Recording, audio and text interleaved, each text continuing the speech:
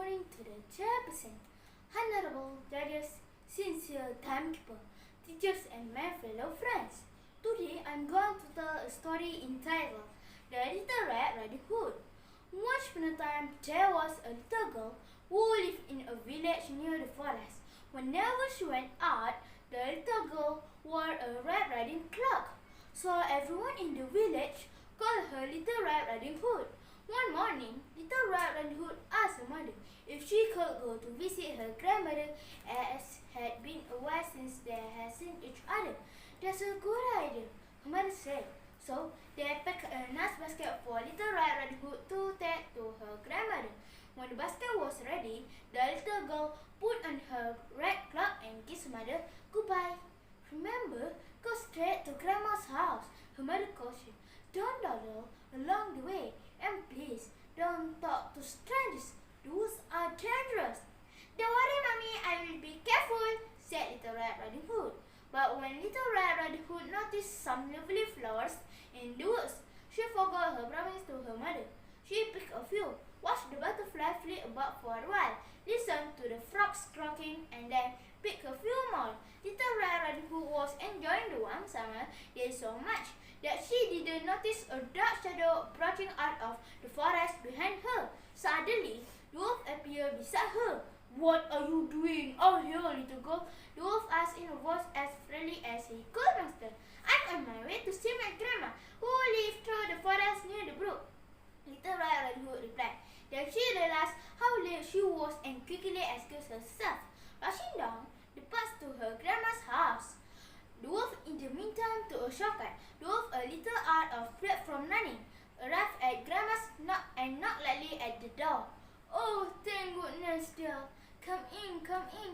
I was worried that something had happened to you in the forest, said Grandma, thinking that the knock was her granddaughter.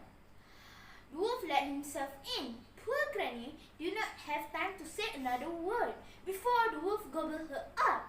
The wolf let out a satisfied "boo," and then put through Granny's wardrobe to find a nightgown. He had a frilly sleeping cap, and that sound of Granny's perfume behind his pointy ears.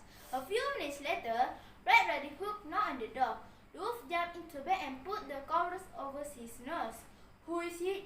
He called in a cackly voice. It's me, Little Red Riding Hood. Oh, how lovely. Do come in, my dear, growled the wolf.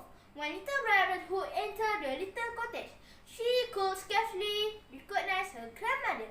Grandmother, your voice sounds so odd. Is something the matter? She asked. Oh, I just have thought of a cough, squeaked the wolf, adding a cough at the end to prove the point. But grandmother, what big ears you have, said Little Red Riding Hood as he edged closer to the bed. The better to hear you, my dear, replied the wolf. But grandmother, what big eyes you have, said Little Red Riding Hood. The better to see you, my dear, replied the wolf. But grandmother, what big teeth you have, said Little Red Riding Hood, her voice quivering slightly. The better to eat you, my dear, roared the wolf, and he leaped out of the bed and began to chase little girl.